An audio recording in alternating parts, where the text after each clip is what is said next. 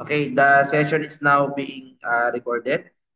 So the topic that we are discussing is about transducer, no? So ano ba pagkakaiba? Ano ba pag sinabi natin na transducer? Ano ba ang ibig sabihin? Ano ba what does that transducer means, no? Saan ito ginagamit, no? At anong kaibahan nito sa ibang electronic devices, no? So now, pag sinabi natin transducer, actually, yan ay device that converting one energy to another. Okay. So again, pag sinabi natin transducer, let me write. Saan na ba yun? Ayan. Ay, ito pala. Okay, pag sinabi natin transducer, converting, uh, we are converting energy from one form to another. So, ibig sabihin, may device to. Is a device that converts uh, energy from one form to another. Example niya yung mga microphone. Yung microphone natin is a transducer. Kasi kino-convert niya yung, 'di ba? Yung ating yung electrical signal, 'di ba? Ay yung ating voice papunta sa electrical signal, something like that. Yung conversion na yun, tinatawag na transduction. Ang tawag dun sa conversion na yun, we call it transduction, no? Na common siya sa pag-transfer ng mga physical quantities. Kasi like ano ba yung mga kino-convert natin, no? Ito tandaan nyo, conversion to ng mga physical quantities o physical quantities. Ang tawag transduction.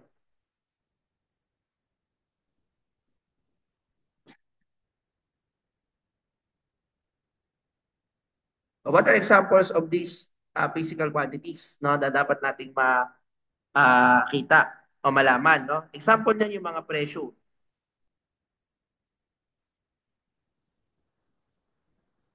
temperature,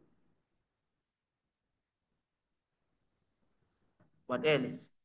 Uh, Light, no? Pwede nating ano yun eh. And even sound. Those are examples na pwede mo i-convert. Halimbawa, itong mga to, convert mo to electrical signal. O, di ba? So, yan yung ay example ng transducer. Kino-convert natin, no? Ah, na easy to measure, process, and transmit. So, essential siya sa pag-transmit or uh, sa mga automation system. Tatandaan nyo, kapag tayo nag-automate, importante yan. No? Eh, ang ating goal dito is to make things automated. Okay? So, now, if we will be, ang transducer kasi guys, no? Aside from that, sige, let's begin na, no? Bibigyan ko lang ng konting, konting background about transducer. So, to begin with, sabi ko nga, ayan, usually electrical or electronic, converts one type of energy to another. So, isang example yan yung mga sensor na ginagamit natin, actuators, di ba? So, may mga tinatawag na analog sensor, meron din tinatawag na digital sensor, yung mga example, no? Pero nakabase din tayo sa energy source. Tandaan nyo lang, idagdag ko na lang din dito. May mga transducer tayo naka-based on energy source. Mahalaga dito, tinatanong dito ano yung energy. Kaya may mga solar energy tayo, di ba? Pwede pumapasok eh. Ganito kasi yan, no? May tinatawag tayo na active transducer. Okay, ito inaano natin. Anong ibig sabihin ng active transducer? Nagge-generate sila ng own electrical output in response to a stimulus. Anong example niyan? Tandaan nyo, generate its own electrical output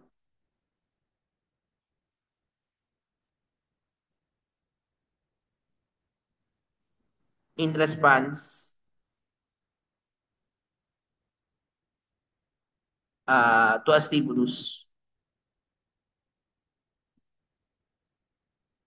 Usually, yan yung ibig sabihin niya, no? Pag sinabi nating transducer. Okay, ang example niyan na masasabi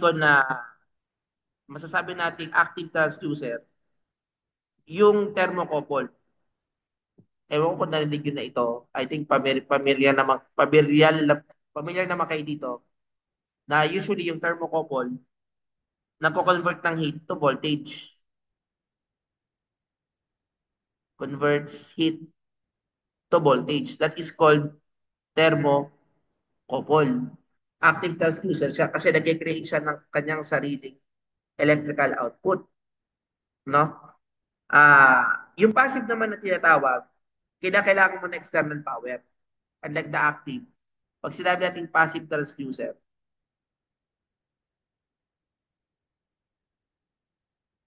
needs an external output.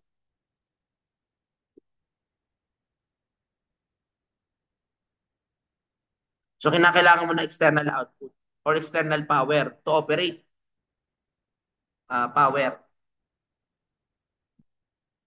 Kinakailangan mo ng ng external power, no, to operate.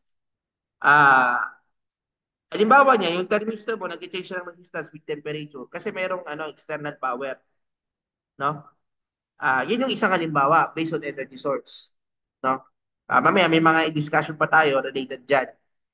Okay, para at least ma-familiarize kayo, no? Pagdating sa transducer. Okay, another one is, ito yung sinasabi kong applications. Yan yung kino-convert natin, no? Papunta sa electrical current, temperature, yan mga physical parameter yan. Pressure, di ba? Pero ngayong piezoelectric, alam niyo ba yung piezoelectric? Familiar ba kayo dun sa piezo? Yung sa vibration, mechanical movement, di ba? Okay, so example lang yan, no? Ano yung mga property? Range, accuracy, repeatability, and resolution. Those are examples of properties ng transducer. So ito yung iba't ibang klase ng transducer. May tinatawag tayo na electrical, photoelectric, yan, pag the word set, nalalaman na natin kung tungkol saan, no? Ibig sabihin, kung electrical transducer, most likely, ang kanyang output is electrical signal, no? Na nagko-convert. Halimbawa, yung mga motor and generator, siguro ma-discuss natin mamaya. Photoelectric naman, yung may mga may mga device tayo na nagamit as photosensitive, electromagnetic, electrostatic, mechanical, yung mga vibration, piezo, pressure, IC. So, yung mga examples na transducer. So, ano yung example nitong electrical transducer? Pag sinabi natin electrical transducer, device that converts the value of a control variable to an electrical signal. Okay, magbigay tayo ng example, no, ng electrical or electric transducer na ibig sabihin, nakakapag-generate ka ng electrical signal. Okay, so ganito yun guys, no? Bigyan ko kayo ng isang halimbawa, no? Ng isang alam naman natin ang transducer, ang electrical transducer ganito. Let me kunin ko lang yung aking no. Ito yung electrical transducer. Lagyan natin ang diagram.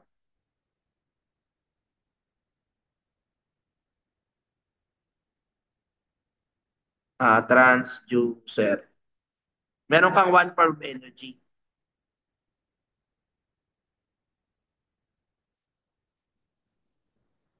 Ngayon, mag-request, magkakaroon tayo ng output, electrical signal.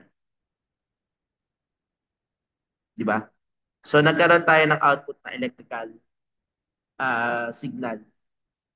Kasi halimbawa, sa loob nito guys, alam niyo ba sa loob nito, kung meron niyang tinatawag na sensor,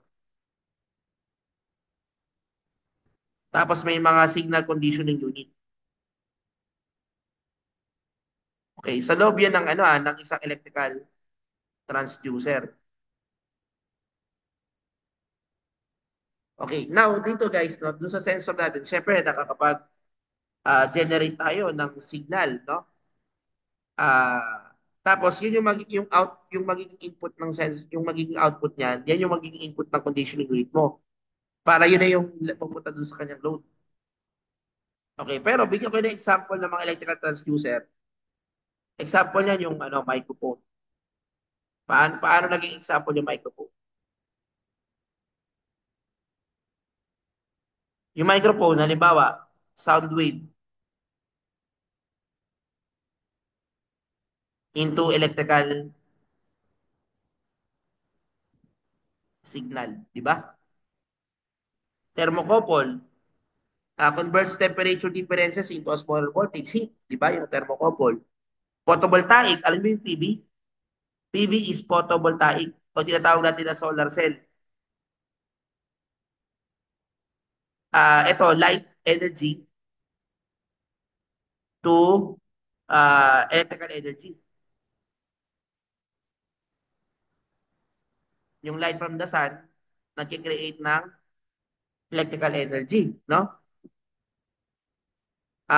Marami pang klase actually, yung LDVT o LVDT, Linear Variable Differential Transformer, piezoelectric sensor, ito ginagamit to.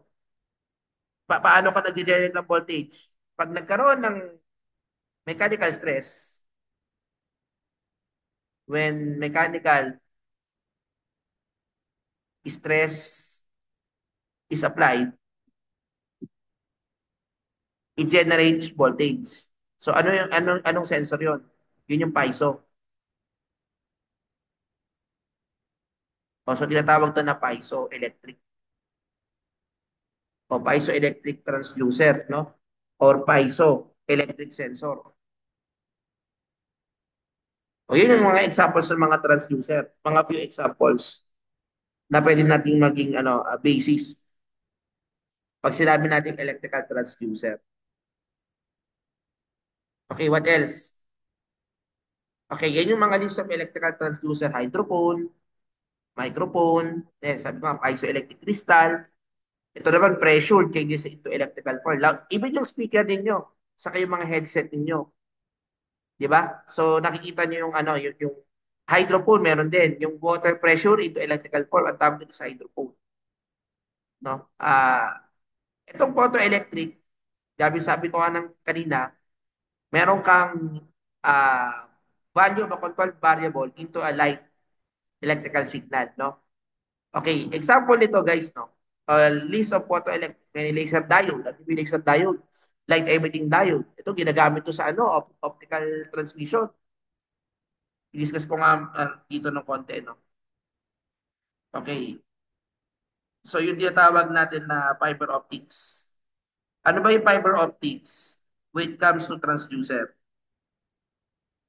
Okay. So wait lang kunin ko lang yung ko.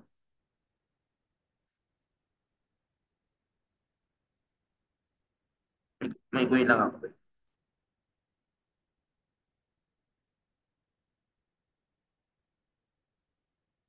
Okay. Yung optical fiber na sinasabi ko, nakakapag-transmit ka receive ka ng light signal na nako-convert into electrical signal by the transducer. Ang tawag doon, mga fiber optic transducer. Fiber optic transducer yun, no? Paano ba nangyari yun, no? So, yan, may laser diode ka sa receiving end. Light emitting diode sa transmitting end. So, ganoon nangyayari, no?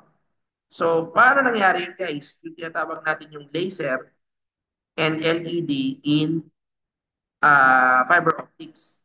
O bakit nga ba tayo gumagamit ng fiber optics? Siyempre, kapag gusto natin na mataas ang bandwidth, pag mataas yung capacity, no? Pero, by the way, ang ibig sabihin ng laser is light amplification. Aware ba kayo na ito ay isang wait lang yung pasok na yan. Ang laser is light amplification.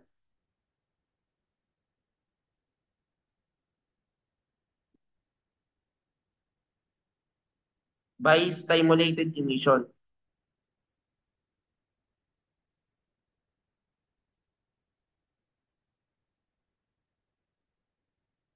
of radiation. O, yun ang ibig sabihin ng laser. Ah, yan ay gumagamit ng mga light sources in fiber optic. No? Sa lasers, ang operating principle ng laser, nag-generate ito ng coherent light through stimulated emission. Kaya highly directional, monochromatic yung kanyang wave, yung kanyang light, no?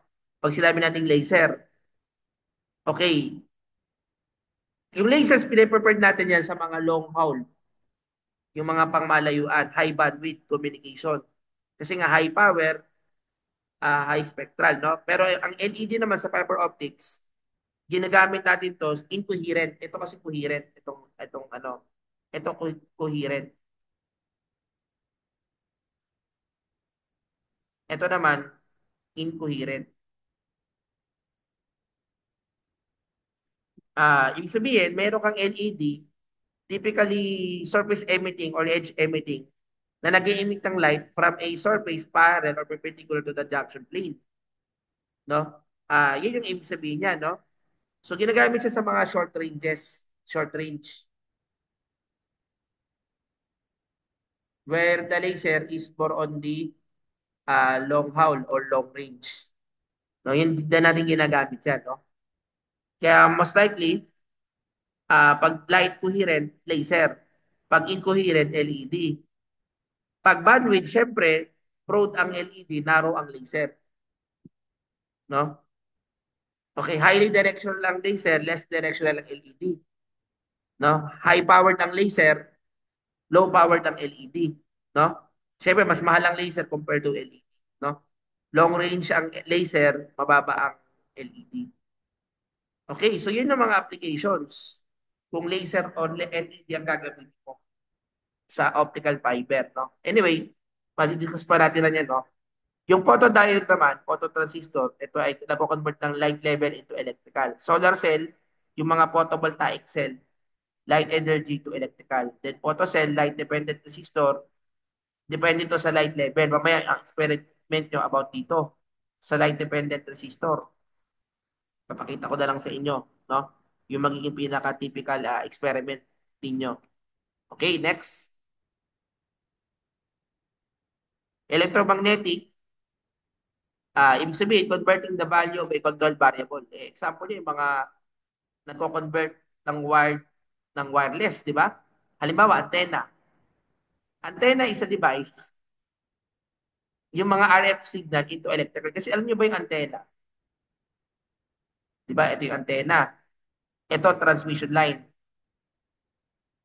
Ito, transmission line usually made up of coax or parallel line. Nang ibig sabihin, kung yan ay coax o parallel line, ang kuryente pumapasok sa is electrical signal. Ngayon, saan niya nakuha yan? Meron kang converter, nagko-convert ka sa antenna mo ng RF to electrical signal. Kaya nagko-convert siya ng mga airborne RF into electrical signal. Di ba sa compor nyo ba? O saan nyo ba yung transmission? May tinatawag ng mga Yagi Uda and yung lag periodic array. Di ba? Or LPDA. Ano ba yung ibang example? Magnetic cartridge. Ayan, yung mga, ito guys, kapag yung, ewan ko, mga sinauna to eh. Yung kapag naglalaro ka ng mga family computer, meron kang cartridge. Ayun. Tape head, ganoon din. As well as the Hall effect. Converting magnetic field into an electric force. That is Hall effect, ang tawag doon na. Kapag yung magnetic field mo, usually ang nag-emit ng magnetic field is inductor. Si electrical naman is capacitor. Okay, so yan na ay dapat alam natin, no? Yung mga terminologies na yan. Okay? What else? O list, ayan mga sinauna, yung mga cathode ray tube, fluorescent lamp, switches. Okay, electrostatic transducer, device that convert the value of a controlled variable into an electrical signal. So, magbigay tayo ng example niyan, electrostatic. Yan, yung LCD, yan ang example niyan.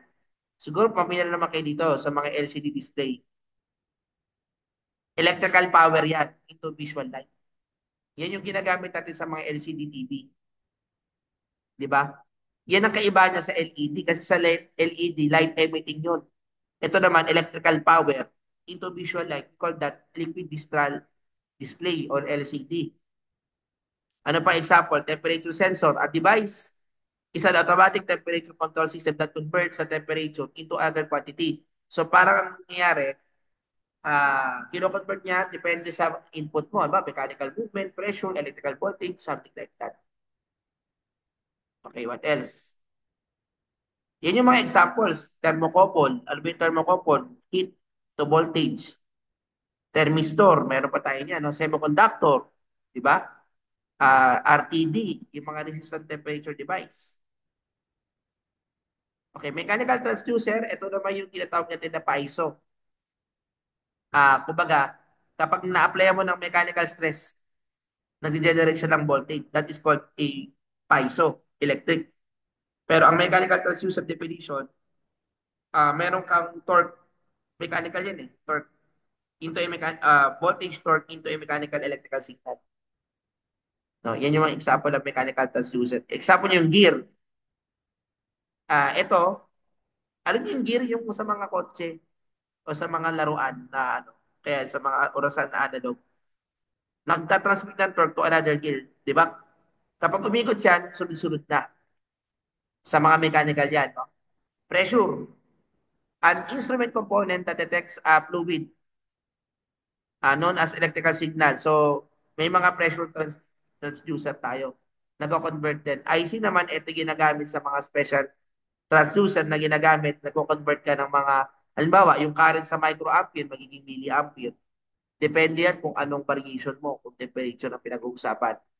Okay, so we will be dealing with industrial analog. Ito yung mga examples of industrial analog or industrial sensor. So anong bang ibig sabihin nito when it comes to industrial sensor? So ang industrial sensor, meron kang tinatawag na angular displacement, linear position, forces, moment. Ito, napag-aaralan natin ito sa physics. Lahat ng mga yan ay ginagamit natin as one of the important parameter pagdating sa industrial sensor. Analog kasi yung karamihan dyan. Diba? Nag-generate ka ng ano ng pero transducer na naman pag sinabi natin sensor. Pero kinakailangan mo ng input na analog. Okay. Ito yung example, no? Potentiometer, angular display. Ano ba itong ginagamit? Siyempre yung current, ililimit mo. Diba? Limit yung flow ng current with a certain value. And dito, sinasaklawan pa rin natin yung formula ng Ohm's law. Na the higher the resistance, the lower the current. Diba? The higher the current, the lower the resistance. So, ganun yung relationship. Pero ang kaibahan nga na dito is meron siyang range. Kumbaga sa ano, para siyang fuzzy. Kung i-digital mo to, kasi sa digital guys, sa Boolean, either 1 or 0 lang. Pero kung fuzzy, may somehow 1, 0.8, 0.6, 0.4, 0.2, saka 0. So may pamimilian ka.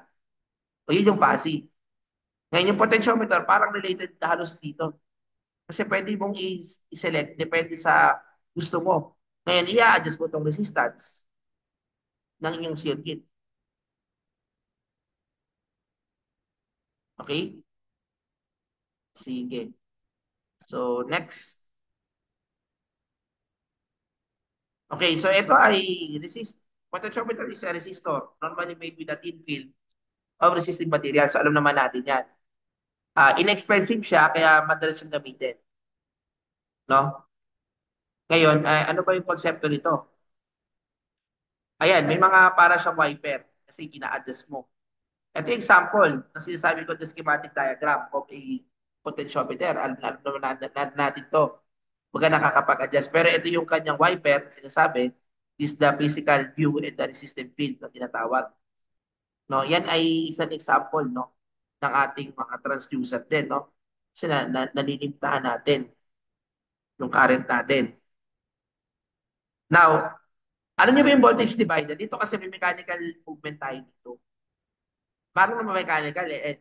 Pag inikot mo yung potentiometer, may mechanical movement ka. May rotation ka. Kaya may tinatawag ka na angular angle, no? Kaya ito yung mapapansin nyo, the voltage divider. Kasi ang voltage divider, naalala nyo, di ba? V2 or R2, R1 plus R2, kung naalala ko, di ba? VCC.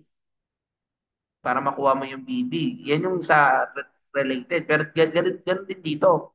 Pero dito, difference of the voltage divided by the ratio of the angle. Yung angle na tinirin mo at yung kaya niya. Halimbawa, ang buo is 360 degrees. Halimbawa, ang voltage mo, V out. Ang voltage mo, kuwari, is from 9 volts hanggang 0. Tapos, meron kang angle na 30 degree. Pero 360 degrees sa buong ikot. Okay, so ipa-plus mo ito doon sa, halimbawa, V1. So, 0. So, 9 na to, 30 divided by 360 times 30. So, divided by 360. So, meron kang 270 over 360. So, kapag divide mo ito by 180 or by 270, meron kang 1 over or 180, ano lang siguro to, by ano ba yung 270 over 360? Kung i-divide ko to by uh, let's say by ano muna, by 90. Tama ba? By 45. O to, i-calculator nga natin. Calculator. May calculator pa tayo dito. Ah, 360 divided by 270.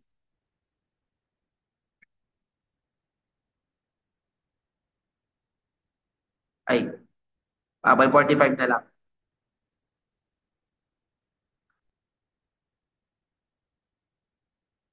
8.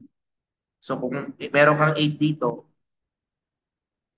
divided by 45. Tapos ito, yung 270 divided by 45.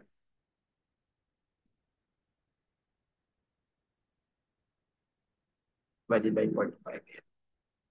Meron kang 6. O pwede pa to. Lowest term. So 6 out of 8 or 3/4. So ibig sabihin, 0.75 yung ma-generate na output voltage. Depende sa rotation mo. No? Halimbawa, ang tanong dito, ano yung ma-generate na voltage kung ang V2 mo is 9 volt, ang V1 mo is 0, at ang buong angle na kaya ng is 360 degrees, yan yung max angle, at yung ito-turn mo na paikot mo is 30 degrees lang. So makakapag-generate ka based doon sa formula natin. Di ba alam na natin, no? Kung paano. So 9 minus 0 divided by 30 over 360 plus 0 ulit. So therefore, the answer is 0.75 volts yung kanyang ma-generate. Yan yung formula, no? So take note of this formula. Baka lumabas sa midterm exam yun na ano, no? Lalabas to sa midterm exam. O yung mga ganyang formula, no? Kasi yan ay mga angular rotation. Okay? Linear position.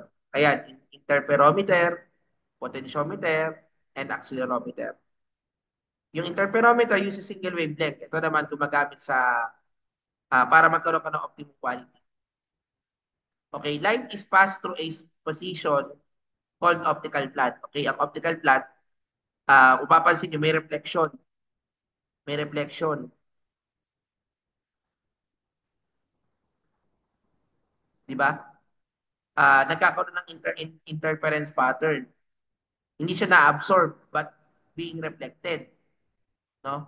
So, yan yung ibig sabihin ng ano na, yung interference operation. No? Okay, what else? Potentiometer also available in linear. Meron mga sliding form. Di ba? So may mga kanya-kanyang advantages. So again, ito yung example ng potentiometer. Ito naman, isa formula rin.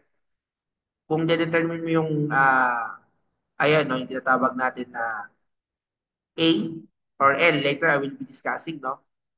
Pero ako mas prefer ko yung kanina. Sige. Ito yung example problem. May length kasi. A linear potentiometer, sabi nga, ang formula na gagamitin natin dito, ay ito. Let me write, no? Ito gagamitin natin formula. Where the formula is yung, syempre yung V out mo, output voltage. Yung V1 mo, syempre yun yung ating isang initial voltage natin, no? Yung range, may range kasi tayo eh. Uh, voltage 1. V2 natin is voltage 2. Now, para magamit natin yan dito, kasi meron na tayong length. Titingnan natin yung length. Ano ang relationship dito, no? Okay. Again, to solve this formula, ito yung gagamitin nating formula. V out, V1 plus V2 minus V1, A over N. Okay. So ngayon, ang coverage nito, ang konsepto nito, most likely, kung bibigyan natin to yung ating pinaka-equation, sabi dito, a linear potentiometer is constructed using a resistor with resistance R na 10 kilo ohm. And L is 10 ohm. Calculate the distance X. Ito yung nahanap. Ito yung tinatawag na A. No? So, paano natin kukunin? No? Eh, may supply tayo na 5 volts. Di ba? So, ngayon, to solve this problem, titignan natin dito sa part na ito. Ay, wala. Okay, using the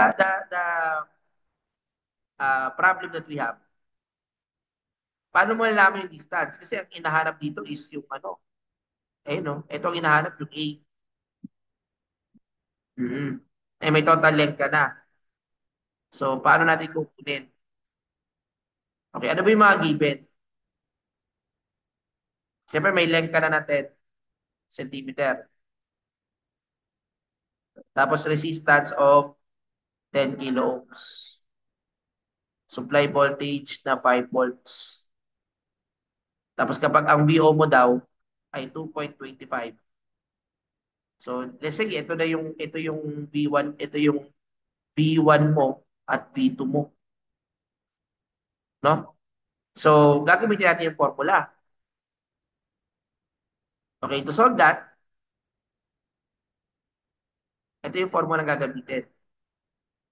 Yung V out mo, syempre yung ano, yung lumabas. For example, no? Or yung tinatawag natin na 2.25. So, tingnan natin kasi may value ko pala 10 kilo ohm pala eh. Sabi dito, may V out na tayo na the supply voltage is ano yung supply? Wait natin. 5 volts. Supply yun, no? Supply yun. Ngayon, ang kailangan natin dito is yung tinatawag natin na A. So ang output natin is itong 2.25. Okay. So ngayon, ano yung ating supply, ang ating input voltage?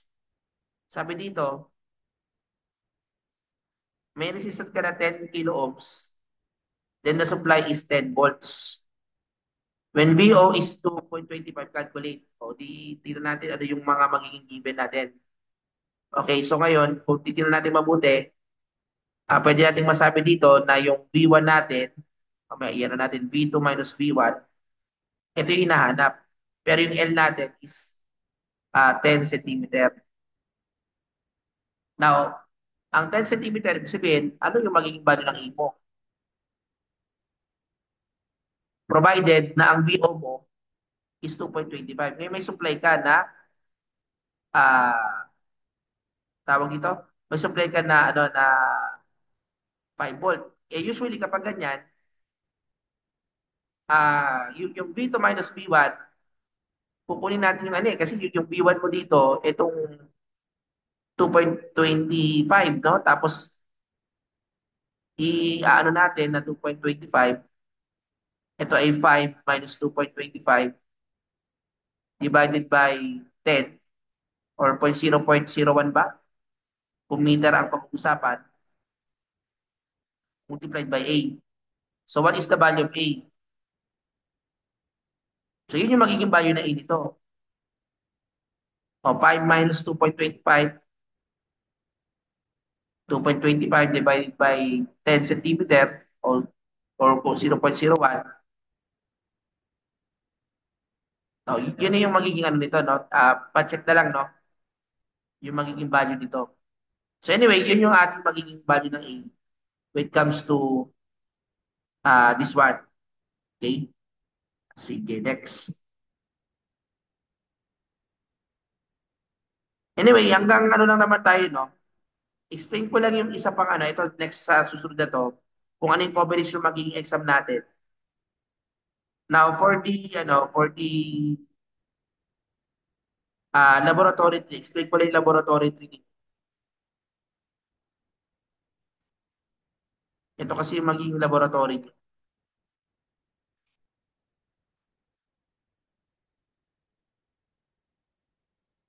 Itong optoelectronic.